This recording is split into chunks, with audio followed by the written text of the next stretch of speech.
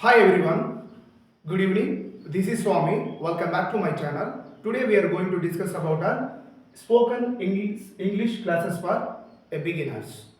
Okay, ಇವತ್ತಿನ new topics ವಿಡಿಯೋಸ್ಗಳು ಏನು ಯಾವುದರ ಮೇಲೆ ಇರ್ತವೆ ಅಂತಂದ್ರೆ ಖಂಡಿತವಾಗಿ truly I am telling to you.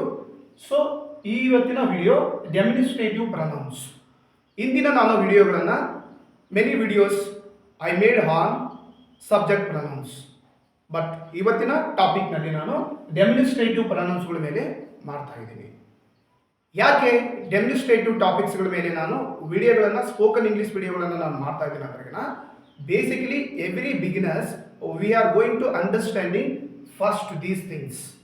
So after let we continue to words to other steps. ಹಾಗಾಗಿ ನಾನು ಇವುಗಳ ಮೇಲೆ ನಾನು ವಿಡಿಯೋನ ಮಾಡ್ತಾ ಇದ್ದೀನಿ. ಸೊ ಯಾರೆಲ್ಲ ನನ್ನ ಯೂಟ್ಯೂಬ್ ಚಾನಲನ್ನು ಫಾಲೋ ಮಾಡ್ತಾ ಇದ್ದೀರಿ ಹೊಸದಾಗಿ, ಖಂಡಿತವಾಗಿ ನನ್ನ ಯೂಟ್ಯೂಬ್ ಚಾನಲನ್ನು ಸಬ್ಸ್ಕ್ರೈಬ್ ಮಾಡ್ಕೊಳ್ರಿ. ಕೆಳಗಡೆ ಕೊಟ್ಟಿರ್ತಕ್ಕಂಥ ಬೆಲ್ ಬಟನ್ಗೆ ಪ್ರೆಸ್ ಮಾಡೋದ್ರಿಂದ ನಿಮಗೆ definite will get a all video notification to your mobile. Okay, so let's we started to without delay of the time. Okay, demonstrative pronouns. So ಯಾವ್ಯಾವು demonstrative pronouns in English language ಅಂತಂದ್ರೆ basically has you know very well. ಓಕೆನಾ? So this, that, these, those. This ಅಂದರೆ ಕನ್ನಡದ ಅರ್ಥ ಹಿ ಮತ್ತು ಇದು ಅಂತ ಅರ್ಥ. ದಟ್ ಅಂದರೆ ಕನ್ನಡದ ಪದದ ಅರ್ಥ ಅದು ಅಂತ ಅರ್ಥ. ದೀಸ್ ಅಂದರೆ ಇವು, ಇವುಗಳು ಅಂತ ಅರ್ಥ. ದೋಸ್ ಅಂದರೆ ಅವು, ಅವುಗಳು ಅಂತ ಅರ್ಥ. These are the variety types of a demonstrative pronoun. So, how can you usage in the spoken language? This is a very very important here. ಹಾಗಾಗಿ ನಾವುಗಳೆಲ್ಲ ಅರ್ಥ ಮಾಡ್ಕೊಳ್ಬೇಕಾಗಿರೋದು ದಿಸ್ ಅಂದರೆ ಹೇಗೆ ಯೂಸ್ ಮಾಡಬೇಕು, ದಿಸ್ ಎನ್ನುವಂಥ ಡೆಮಿನಿಸ್ಟ್ರೇಟಿವ್ ಪ್ರೊನೌನ್ಸ್ ಮೇಲೆ ಇಂಗ್ಲಿಷ್ ಸೆಂಟೆನ್ಸಸ್ಗಳನ್ನು ನಾವು ಡೈಲಿ ಹೇಗೆ ಮಾತಾಡ್ತೀವಿ ಅನ್ನೋದು that is very important. This ಅಂದರೆ ಹೇಗೆ ಯೂಸ್ ಮಾಡಬೇಕು ಅಂದರೆ ಒಂದು person, the identity of the person, name, place, thing ಅನ್ನ, ಹತ್ತಿರದ ವಸ್ತುಗಳನ್ನ, ಹತ್ತಿರದ ವ್ಯಕ್ತಿಗಳನ್ನ ನಾವು ಐಡೆಂಟಿಫೈ ಮಾಡಲಿಕ್ಕೆ ಈ ದಿಸ್ ಎಂಬ ಪದವನ್ನು ನಾವು ಯೂಸ್ ಮಾಡ್ತಾ ಇರ್ತೀವಿ. ಹಾಗಾಗಿ ಈ ದಿಸ್ ಅಂದ್ರೆ ಹಿ ಅಥವಾ ಇದು ಅಂತ ಅರ್ಥ. ನೆಕ್ಸ್ಟ್ ದಟ್ ಅನ್ನುವಂಥ ಡೆಮಿನಿಸ್ಟ್ರೇಟಿವ್ ಪ್ರೊನೌನ್ಸಿನ ಕನ್ನಡದ ಮೀನಿಂಗ್ನ ಅರ್ಥ ಅದು. ಇದನ್ನ ಹೇಗೆ ಯೂಸ್ ಮಾಡ್ಬೋದು ಅಂತಂದ್ರೆ ಫಾರ್ ಎಕ್ಸಾಂಪಲ್ ಒಂದು ಪರ್ಸನ್ ಐಡೆಂಟಿಫೈ ಲಾಂಗ್ ಅಂದ್ರೆ it's a distance between to here from there ಅಂತ ಅರ್ಥ. ಅಂದ್ರೆ ದೂರದ ವಸ್ತುಗಳನ್ನಾಗಿರ್ಬೋದು, ವ್ಯಕ್ತಿಗಳನ್ನಾಗಿರ್ಬೋದು, ಅಥವಾ ಯಾವುದಾದ್ರೂ ಥಿಂಗ್ಸ್ಗಳನ್ನು ನಾವು ಐಡೆಂಟಿಫೈ ಮಾಡಲಿಕ್ಕೆ ನಾವು ದಟ್ ಅಂತ ನಾವು ಯೂಸ್ ಮಾಡ್ತೀವಿ. ಎಕ್ಸಾಂಪಲ್ ಅನ್ನ ಹೇಳ್ತೀನಿ. For example, that is a book, that is A thing, that is a paper, that is a mobile. So ನಾವು ಇನ್ ಕೇಸ್ ನಾವಿರುವಂಥ ಜಾಗದಿಂದ ಸ್ವಲ್ಪ ದೂರದಲ್ಲಿರ್ತಕ್ಕಂಥ ವಸ್ತುಗಳನ್ನಾಗಿರ್ಬೋದು, ವ್ಯಕ್ತಿಯನ್ನಾಗಿರ್ಬೋದು, ಪ್ಲೇಸಸ್ಗಳನ್ನಾಗಿರ್ಬೋದು ಐಡೆಂಟಿಫೈ ಮಾಡಲಿಕ್ಕೆ ನಾವು ದಟ್ ಅನ್ನುವಂಥ ಸಬ್ಜೆಕ್ಟ್ ಡೆಮಿನಿಸ್ಟ್ರೇಟಿವ್ ಪ್ರೊನೌನ್ಸ್ ಅನ್ನು ನಾವು ಯೂಸ್ ಮಾಡ್ತೀವಿ. ಅದೇ ತರ ದಿಸ್ ಅಂದ್ರೂ ಕೂಡ ಅಷ್ಟೇ. ನಿಯರ್ ಅಂತ ನಾನು ಹೇಳಿದಲ್ವಾ, this is a book, this is a pen, this is a mobile, this is a car, this is a new bag, this is a black board, this is a paper. So ಈ ತರ ಸಮೀಪವಾದಂಥ ವಸ್ತುಗಳನ್ನು ನಾವು identity ಮಾಡಲಿಕ್ಕೆ ನಾವು we should use of this. Next let's move on to the these. These ಹೇಗೆ use ಮಾಡ್ತೀವಿ in spoken English language ಅಂದ್ರೆ ದೀಸ್ ಅಂದ್ರೆ ನಿಯರೆಸ್ಟ್ ಇರುವಂಥ ಥಿಂಗ್ಸ್ಗಳ ಮೇಲೆ, ಪರ್ಸನ್ಸ್ಗಳ ಮೇಲೆ ನಾವು ಐಡೆಂಟಿಫೈ ಮಾಡ್ತೀವಿ. ಆಲ್ರೆಡಿ ನಿಮ್ಗೆ ಹೇಳಿದೆ. Yes, for example, these are all mobiles, these are all gadgets, these are all things, these are all chairs, these are all bags. ಈ ತರ ನಾವು ದೀಸ್ ಅಂದ್ರೆ ಸಮೀಪವಿರುವಂತ ವಸ್ತುಗಳ ಮೇಲೆ ನಾವು ಐಡೆಂಟಿಫೈ ಮಾಡಲಿಕ್ಕೆ ನಾವು ದೀಸ್ ಅಂತ ನಾವು ಯೂಸ್ ಮಾಡ್ತೀವಿ. ನೆಕ್ಸ್ಟ್ ಅದೇ ತರ ದೋಸ್ ಅಂದ್ರೆ ಯಾವಾಗ ಯೂಸ್ ಮಾಡ್ತೀವಿ ಅಂತಂದ್ರೆ ನಾವು ದೂರದ ವಸ್ತುಗಳಿಗೆ. ಅದಕ್ಕೆ ನಾನು FAR ಫಾರ್ ಅಂದ್ರೆ ದೂರದ, distinct between a place to other ಪ್ಲೇಸ್ಗೆ ದೂರವಿದ್ದಾಗ ನಾವು ಐಡೆಂಟಿಫೈ ಮಾಡಲಿಕ್ಕೆ ಯೂಸ್ ಮಾಡ್ತೀವಿ. ಅದೇ ತರ ದೋಸ್ ಅಂದ್ರೆ ಹವು ಅಥವಾ ಹಾವುಗಳು ಅಂತ ಅರ್ಥ. Those are books, those are garden, those are mountains, those are buildings, those are things, those are flowers, those are like it's a wild animals. ಈ ತರ ನಾವು ಡೈಲಿ ಬೇಸಿಸ್ ಮೇಲೆ ನಾವು ಇಂಗ್ಲಿಷನ್ನು ಮಾತಾಡಬೇಕಾದಾಗ ನಾವು ಸೊ ಇವೆಲ್ಲ ಡೆಮಿನಿಸ್ಟ್ರೇಟಿವ್ ಪ್ರೊನೌನ್ಸ್ ಅನ್ನು ನಾವು ಅಬ್ಸಲ್ಯೂಟ್ಲಿ ಇಟ್ಸ್ ವೆರಿ ಪ್ರಾಪರ್ ವೇನಲ್ಲಿ ನಾವು ಮಾತಾಡಿದಾಗ ಖಂಡಿತವಾಗಿ you are become a very effective communicator ಆಗ್ತೀವಿ. So dear learners, ನಾನು ಏನು ಹೇಳ್ತಾ ಇದ್ದೀನಿ ಅಂತಂದರೆ, ನೀವು ಈಚ್ ಆ್ಯಂಡ್ ಎವ್ರಿ ವಿಡಿಯೋವನ್ನು ನಾನು ಯಾವುದೇ ಕಾರಣಕ್ಕೆ ನೀವು ಸ್ಕಿಪ್ ಮಾಡದೆ ಕಂಟಿನ್ಯೂಸ್ ನೋಡಬೇಕು. ಯಾಕೆಂದರೆ ಬೇಸಿಕ್ ನಾವು ಯಾಕೆ ಡೆಮಿನಿಸ್ಟ್ರೇಟಿವ್ ಪ್ರೊನೌನ್ಸ್ ಇಂದ ಮಾಡ್ತೀವಿ, ಸಬ್ಜೆಕ್ಟ್ ಪ್ರೊನೌನ್ಸಿಯೇಷನ್ ಇಂದ ಮಾಡ್ತೀವಿ ಅನ್ನೋದು ಪ್ರತಿಯೊಂದು ಪಿನ್ ಟು ಪಿನ್ ಇನ್ಫಾರ್ಮೇಷನ್ ಅನ್ನು ನಾನು ಎಕ್ಸ್ಪ್ಲೇನ್ ಮಾಡೋದ್ರ ಮುಖಾಂತರ ವಿಡಿಯೋವನ್ನು ಸ್ಟಾರ್ಟ್ ಮಾಡ್ತಾ ಇರ್ತೀನಿ. ಹಾಗಾಗಿ ಸೊ ಈ ವಿಡಿಯೋವನ್ನು ಕೂಡ ನಾನು ಇವತ್ತಿನ ಈ ಒಂದು ದಿಸ್ ಅನ್ನುವಂಥ ಡೆಮಿನಿಸ್ಟ್ರೇಟಿವ್ ಪ್ರೊನೌನ್ಸ್ ಮೇಲೆ ನಾನು ಡಿಫ್ರೆಂಟ್ ಆದಂಥ ಒಂದು ಸ್ಪೋಕನ್ ಇಂಗ್ಲಿಷ್ ಸೆಂಟೆನ್ಸಸ್ಗಳನ್ನು ತಂದಿದ್ದೀನಿ. ಓಕೆನಾ, let's we discuss one by one English with Kannada meaning. ಓಕೆನಾ, so are you ready to learner? Okay, first this ಅಂದ್ರೆ once again I repeating here, this he ಅಥವಾ ಇದು ಬಹಳ ನೀಟಾಗಿ ಅರ್ಥ ಮಾಡ್ಕೊಳ್ಬೇಕು. ಯಾರೆಲ್ಲ ನೀವು ಆರಂಭದಲ್ಲಿ ಬಿಗಿನರ್ಸ್ ಇರ್ತೀರಿ, ಆಲ್ರೆಡಿ ನಿಮಗೆ ಪ್ರತಿಯೊಂದು ಮಾತು ಹೇಳ್ತಾ ಇದ್ದೆ, ಯಾರೆಲ್ಲ ಇಂಗ್ಲಿಷ್ನಲ್ಲಿ ಜೀರೋ ಇದ್ದೀನಿ, ಜೀರೋದಿಂದ ನಾನು ಹೀರೋ ಆಗಬೇಕು ಅನ್ನೋದಾದ್ರೆ ಖಂಡಿತವಾಗಿ ಹೇಳುವಂಥ ಪ್ರತಿಯೊಂದು ಇಂಗ್ಲಿಷ್ ಸೆಂಟೆನ್ಸಸ್ಗಳನ್ನು ನೀವು ಬೋರ್ಡ್ ಮೇಲೆ ಇರ್ತಕ್ಕಂಥದ್ದನ್ನ ಅಬ್ಸರ್ವ್ ಮಾಡಬೇಕು. ನಾನು ಹೇಳುವಂಥದ್ದನ್ನ ಸ್ಪಷ್ಟವಾಗಿ ನೀವು ಕೇಳಬೇಕು. This how can we uses a demonstrative pronouncing spoken English. ಹಾಗಾದ್ರೆ ಈ ಸೆಂಟೆನ್ಸ್ಗಳನ್ನ ಒನ್ ಬೈ ಒನ್ ನಾನು ಎಕ್ಸ್ಪ್ಲೇನ್ ಮಾಡ್ತಾ ಹೋಗ್ತೀನಿ. ದಿಸ್ ಈಸ್ ಪೆನ್, ಇದು ಪೆನ್. ಒಂದು ವೇಳೆ ದಿಸ್ ಈಸ್ ಎ ಪೆನ್ ಅಂದ್ರೆ ಇದು ಒಂದು ಪೆನ್ ಅಂತ ಕೂಡ ನಾವು ಡೆಫಿನೆಟ್ಲಿ ಯೂಸ್ ಮಾಡಬಹುದು. ಆದ್ರೆ ನಾನು ಇಲ್ಲಿ ಬೆಳೆಸಿರುವಂತ ಸೆಂಟೆನ್ಸ್ ದಿಸ್ ಈಸ್ ಪೆನ್, ಇದು pen, that's it. This is book, ಇದು ಪುಸ್ತಕ. ದಿಸ್ ಈಸ್ ಎ ಬುಕ್ ಅಂದ್ರೆ ಇದು ಒಂದು ಪುಸ್ತಕ. ಈ ತರ ನಾವು ಇಂಗ್ಲಿಷ್ ಸೆಂಟೆನ್ಸ್ಗಳನ್ನು ನಾವು ಡಿಫ್ರೆಂಟ್ ಆಗಿ ಕೂಡ ನಾವು ಫ್ರೇಮ್ ಮಾಡಬಹುದು. This is type of game, ಇದು ಒಂದು ರೀತಿಯ ಆಟ. ದಿಸ್ ಈಸ್ ಚೇರ್, ಇದು ಕುರ್ಚಿ. ದಿಸ್ ಈಸ್ ಎ ಚೇರ್ ಅಂದ್ರೆ ಇದು ಒಂದು ಕುರ್ಚಿ. Either it is a black, either it is a broken chair, either it is a good chair, so whatever it is, but we are going to explain according to the situation basis ಮೇಲೆ ಇರುವಂತ ಸೆಂಟೆನ್ಸ್ಗೆ ಹೇಗೆ ಕನ್ನಡದಲ್ಲಿ ಅರ್ಥ ಮಾಡ್ಕೊಳ್ಬೇಕು ಅಂತಂದಾಗ, so this is a chair ಅಂತ ಬಂದಾಗ ಇದು ಕುರ್ಚಿ ಅಂತ ಅರ್ಥ. ನಾವು ಹೀಗೆ ಬರ್ದು ಇದು ಒಂದು ಕುರ್ಚಿ ಅಂತಂದ್ರೆ ಅದು ಖಂಡಿತವಾಗಿ ತಪ್ಪಾಗುತ್ತೆ. ಓಕೆನಾ, have you understood? Have you clear? Okay, let's move on to the other sentences. This is bench, ಇದು ಮೇಜು. This wood is very hard, ಇದು ಗಟ್ಟಿಯಾದ ಕಟ್ಟಿಗೆ. Okay, next let's move on to the other slide please.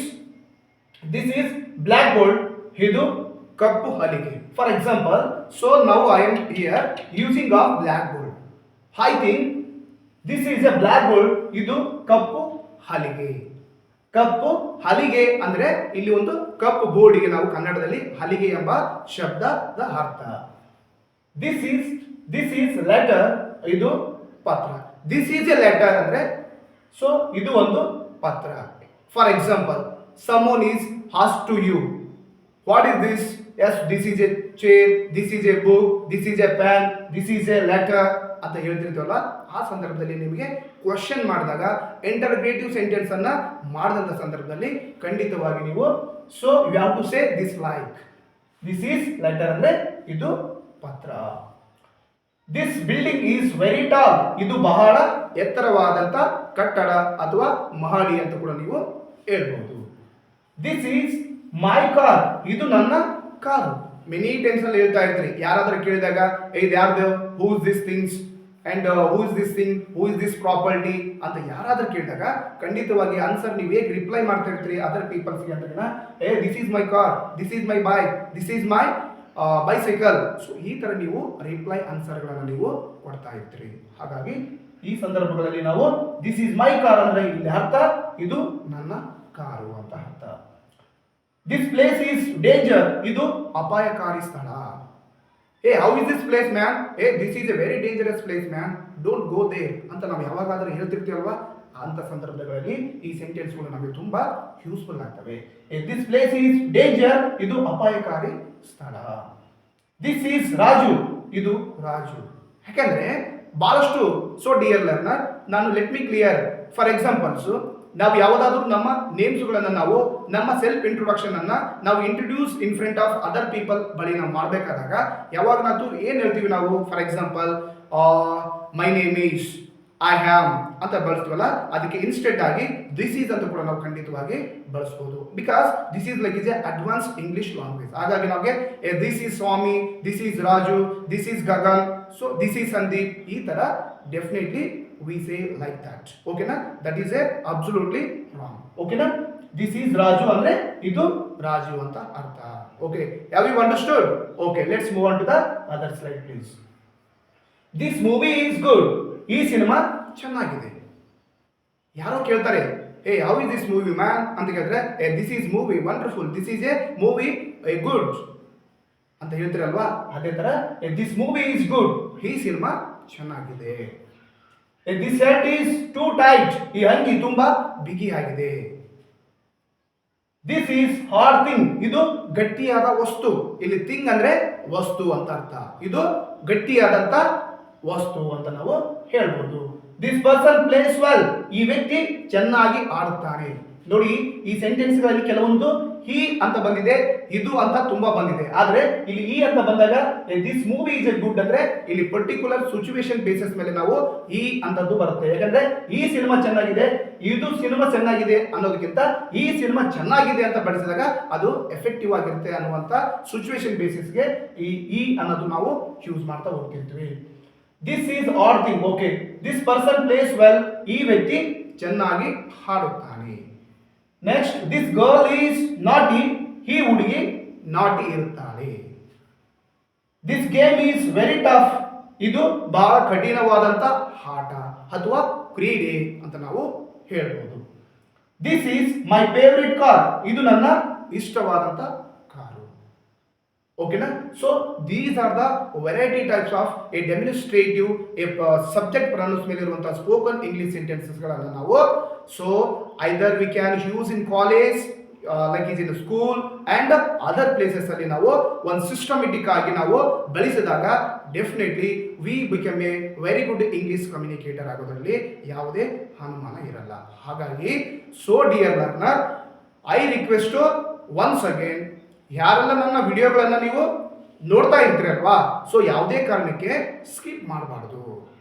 ಯಾಕೆ skip ಮಾಡಬಾರ್ದು ಅಂತಂದ್ರೆ, ವಿಡಿಯೋನ complete ಆಗಿ ಪೂರ್ಣವಾಗಿ ನಾವು ನೋಡಿದಾಗ so starting to up to end ವರೆಗೂ ಈಸಿಯಾಗಿ ಅರ್ಥ ಮಾಡ್ಕೊಳ್ಬಹುದು. ಹೇಗೆ ಇಂಗ್ಲಿಷ್ನಲ್ಲಿ ಪ್ರತಿಯೊಂದು ಡೆಮಿನಿಸ್ಟ್ರೇಟಿವ್ ಪ್ರೊನೌನ್ಸ್ ಆಗಿರ್ಬೋದು, ಸಬ್ಜೆಕ್ಟ್ ಪ್ರೊನೌನ್ಸ್ ಆಗಿರ್ಬೋದು, ಅದರ್ ಪ್ರೊನೌನ್ಸ್ ಆಗಿರ್ಬೋದು, ಅವುಗಳೆಲ್ಲ ಪರಿಪೂರ್ಣವಾಗಿ ಅರ್ಥ ಮಾಡ್ಕೊಳ್ಳೋಕ್ಕೆ beginning to up to end ಹೋಗುವವರೆಗೂ ಸ್ಕಿಪ್ ಮಾಡದೆ ಈ ತರ ನೋಡ್ತಾ ಇದ್ರೆ ಖಂಡಿತವಾಗಿ ನಿಮಗೆ ಈಸಿಯಾಗಿ ಅರ್ಥ ಆಗುತ್ತೆ. ಅಂದಿನದಿಂದ ನೀವು definitely you can start to speak English with other people without errors, without mistakes. So that's what I am telling to you. Next, let's move on to the other slide please. This apple is very sweet, ಈ apple ತುಂಬಾ ಸಿಹಿಯಾಗಿದೆ. ಹೇಳ್ತಿರ್ತಾರೆ, ತುಂಬಾ ಜನ ಹೇಳ್ತಾ ಇರ್ತಾರೆ, your friends ಆಗಿರ್ಬೋದು, your colleagues ಆಗಿರ್ಬೋದು, some like is a buy some fruits. For example, you bought a apple ಅಂತ ತಿಳ್ಕೊಳ್ಳಿ. How is this apple ma'am? You suppose you are going to eat of apple ಅಂತ ಬಂದಾಗ, how is it apple ಅಂತ ಕೇಳಿದಾಗ, yes apple it's like a delicious, it's very so sweet ಅಂತ ನಾವು ಹೇಳ್ತಿರ್ತೀವಲ್ವಾ. So this apple is very sweet ಅಂದ್ರೆ ಈ apple ತುಂಬಾ ಸಿಹಿ ಆಗಿದೆ ಅಂತ ಅರ್ಥ. ದಿಸ್ ಈಸ್ ನ್ಯೂ ಒನ್ ಅಂದ್ರೆ ಇದು ಹೊಸದು ಅಂತ ಅರ್ಥ. Next, this is latest mobile, ಇದು ಇತ್ತೀಚಿನ ಮೊಬೈಲ್ ಆಗಿದೆ. ಲೇಟೆಸ್ಟ್ ವರ್ಷನ್ ಹೇಳ್ತಿರ್ತಾರೆ, ತುಂಬಾ ಮೊಬೈಲ್ಸ್ ಇತ್ತೀಚೆಗೆ ಇನ್ನೋವೇಟಿವ್ ಆಗ್ತಿರ್ತವೆ, ಹೊಸ ಮ್ಯಾನುಫ್ಯಾಕ್ಚರಿಂಗ್ ಮಾಡ್ತಾ ಇರ್ತಾರೆ. ಕೇಳ್ತಾ ಇರ್ತಾರೆ, somebody is a ask me in a regular basis ಮೇಲೆ, ಯಾವ್ದಿದು which is the a company mobile ಅಂತ ಕೇಳಿದಾಗ, this is a latest generation mobile ಅಂತ ನಾವು ಹೇಳ್ತಿರ್ತೇವಲ್ಲ, ಹಾಗೆ ಇಲ್ಲಿ ಲೇಟೆಸ್ಟ್ ಅಂದ್ರೆ ಇದು ಒಂದು ಇತ್ತೀಚಿನ ಮೊಬೈಲ್ ಆಗಿರ್ತಕ್ಕಂಥದ್ದು ಅಂತ ಹೇಳ್ಬೋದು. This dress look so good, ಈ ಉಡುಗೆ ತುಂಬಾ ಚೆನ್ನಾಗಿ ಕಾಣುತ್ತದೆ. ನೋಡಿ, ಇಲ್ಲಿ ಹುಡುಗಿ ಅಲ್ಲ, ಈ ಉಡುಗೆ. ಉಡುಗೆ ಅಂದ್ರೆ ಲೈಕ್ ಇಸ್ ಎ ಡ್ರೆಸ್ ಅಂತ ನಾವು ಕನ್ನಡದಲ್ಲಿ ಅರ್ಥ. ಹಾಗಾಗಿ ಈ ಉಡುಗೆ ತುಂಬಾ ಚೆನ್ನಾಗಿ ಕಾಣ್ತದೆ. ಯಾರಾದ್ರೆ ಹೇಳ್ತಿರ್ತಾರೆ, ನೀವು ಯಾವುದಾದ್ರೆ ಪ್ರತಿದಿನ ಕಾಲೇಜ್ ಹೋಗ್ತಾ ಇರ್ತೀರಿ, ಸೊ ವೆರಿ ಆಫನ್ ನೀವು ತುಂಬಾ ವೆರಿ ಡ್ರೆಸ್ಫುಲ್ ಆಗಿ ನೀವು ಡ್ರೆಸ್ ಸೆನ್ಸ್ ಮುಖಾಂತರ ನೀವು ಬರ್ತಾ ಇರ್ತೀರಿ ಯಾವತ್ತಾದ್ರೂ ಒಂದು ದಿವಸ ವಿಶೇಷವಾದಂಥ ದಿನಗಳಲ್ಲಿ. It's looks like so beautiful your dress ಅಂತ ನಾವು ಹೇಳ್ತಿರ್ಬೇಕಾದಾಗ ಈ ತರ ನಾವು this dress looks so good ಅಂದ್ರೆ ಆ ಹುಡುಗಿ ತುಂಬಾ ಚೆನ್ನಾಗಿ ಕಾಣ್ತಾ ಇದೆ. It's looks like A beautiful on your dress. ಅಂತ ನಾವು ಹೇಳ್ತಿರ್ತಲ್ವಾ, ಹೀಗೆ ಅರ್ಥ ಆಗುತ್ತೆ. ದಿಸ್ ಈಸ್ ಮೈ ಚೇರ್, ಇದು ನನ್ನ ಕುರ್ಚಿ. ದಿಸ್ ಚೇರ್ ಈಸ್ ಬ್ರೋಕನ್, ಆ ಕುರ್ಚಿ ಮುರಿದಿದೆ ಅಂತ ಅರ್ಥ.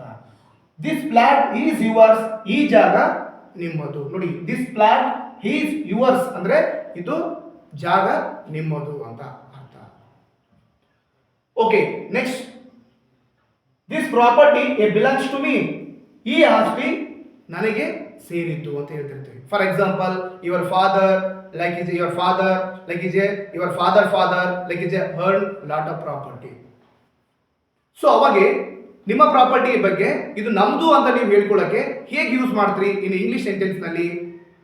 How you say in spoken English ಅಂತಂದಾಗ, so this property belongs to me, this property belongs to us ಅಂತ ನಾವು ಹೇಳ್ಬೇಕಾದಾಗ, ಈ ಆಸ್ತಿ ನಮಗೆ ಸೇರಿದ್ದು, ಈ ಆಸ್ತಿ ನನಗೆ ಸೇರಿದ್ದು ಅನ್ನುವ ರೀತಿಯಲ್ಲಿ ನಾವು ಸ್ಪೋಕನ್ ಇಂಗ್ಲಿಷ್ ಸೆಂಟೆನ್ಸ್ ಅನ್ನ ಬಳಸುವಂತ ಸಂದರ್ಭದಲ್ಲಿ ಹೀಗೆ ಯೂಸ್ಫುಲ್ ಆಗುತ್ತೆ. Next, this is my request, ಇದು ನನ್ನ ಕೋರಿಕೆ. Next, this is my order, ಇದು ನನ್ನ ಆದೇಶ. This car a sold to my friend, ಈ ಕಾರನ್ನು ನನ್ನ ಸ್ನೇಹಿತನಿಗೆ ಮಾರಿದೆ. This is my guest house, ಇದು ನನ್ನ ಅತಿಥಿ ಗೃಹ. Guest house basically you know very well, it is very popular and famous name. Guest house ಅಪ್ಪ ಅಂತ ಹೇಳ್ತಿರ್ತೀವಿ. ಗೆಸ್ಟ್ ಹೌಸ್ ಅಂತಂದ್ರೆ ಯಾರು ಬೇಕಾದರೂ ಬಂದು ವಿಶೇಷವಾದಂಥ ವ್ಯಕ್ತಿಗಳು ಸೇರಿಬಿಟ್ಟು ಏನಾದರೂ ಡಿಸ್ಕಸ್ ಮಾಡೋಂಥ ಸಂದರ್ಭದಲ್ಲಿ ಇರ್ತಕ್ಕಂಥ ಒಂದು ಎ ಪ್ಲೇಸ್ ಇರ್ತದಲ್ವಾ, ಅದಕ್ಕೆ ನಾವು ಗೆಸ್ಟ್ ಹೌಸ್ ಅಂತ ನಾವು ಹೇಳ್ತೀವಿ. ದಿಸ್ ಈಸ್ ಅವರ್ ಮಿಸ್ಟೇಕ್, ಇದು ನಮ್ಮ ತಪ್ಪು. ಓಕೆನಾ? ನೋಡಿ, these are all is A different types of and demonstrative spoken English sentences. ನಾನು ನಿಮ್ಮ ಬಳಿ ತಗೊಂಬಂದು ಇದನ್ನ ಬ್ಯೂಟಿಫುಲ್ ಆಗಿ ಕೂಡ ನಿಮ್ಮ ಮುಂದೆ ರೆಂಡರಿಂಗ್ ಮಾಡಿದ್ದೀನಿ, ಎಕ್ಸ್ಪ್ಲನೇಷನ್ ಮಾಡಿದ್ದೀನಿ ವಿತ್ ಎಕ್ಸಾಂಪಲ್ಸ್. ಐ ಹೋಪ್ ನೀವೆಲ್ಲರೂ ಕೂಡ ತುಂಬಾ ಚೆನ್ನಾಗಿ ಇವೆಲ್ಲ ಸೆಂಟೆನ್ಸ್ಗಳನ್ನ ಅರ್ಥ ಮಾಡ್ಕೊಂಡಿದ್ದೀರಿ. ಅರ್ಥ ಮಾಡ್ಕೊಳ್ಳೋದ್ರ ಜೊತೆಗೆ ಇಂದಿನ ದಿನದನೇ ನೀವು ಇಂಗ್ಲಿಷ್ ಅನ್ನ ಡೆಫಿನೆಟ್ಲಿ ಇನ್ನೊಬ್ಬರ ಜೊತೆ ಮಾತಾಡ್ತೀರಿ, ಇದನ್ನ ಯೂಸ್ಫುಲ್ ಮಾಡ್ಕೊಳ್ತೀರಿ ಅಂತ ಭಾವಿಸ್ತಾ ಇದ್ದೀನಿ. ಅದ್ರ ಜೊತೆಗೆ ಯಾರೆಲ್ಲ ನಾನು ಹೊಸದಾಗಿ ನನ್ನ ಯೂಟ್ಯೂಬ್ ಚಾನಲ್ ಅನ್ನ ಫಾಲೋ ಮಾಡ್ತಾ ಇದ್ದೀರಿ, ತಪ್ಪದೆ ಸಬ್ಸ್ಕ್ರೈಬ್ ಮಾಡ್ಕೊಳ್ರಿ. ಕೆಳಗಡೆ ಕೊಟ್ಟಿರ್ತಕ್ಕಂಥ ನೋಟಿಫಿಕೇಶನ್ಸ್ಗೆ ಪ್ರೆಸ್ ಮಾಡೋದ್ರ ಮುಖಾಂತರ ನಿಮಗೆ ನಾನು ಮಾಡ್ತಕ್ಕಂಥ ಸ್ಪೋಕನ್ ಇಂಗ್ಲಿಷ್ ಸೆಂಟೆನ್ಸ್ಗಳ ಕಂಟಿನ್ಯೂಸ್ ಸೀರಿಯಸ್ ವಿಡಿಯೋಸ್ಗಳು ನಿಮಗೆ ಅಪ್ಡೇಟ್ ಆಗ್ತಾ ಹೋಗ್ತವೆ. ಅದರಿಂದ 100% ನೀವು ಇಂಗ್ಲೀಷನ್ನು ಕಲಿಬೋದು ಅಂತ ಹೇಳ್ತಾ ಮುಂದಿನ ವಿಡಿಯೋ ಮುಖಾಂತರ ಮತ್ತೆ ಸಿಗ್ತೀನಿ. ಸೊ ಅಲ್ಲಿವರೆಗೆ ಧನ್ಯವಾದಗಳು.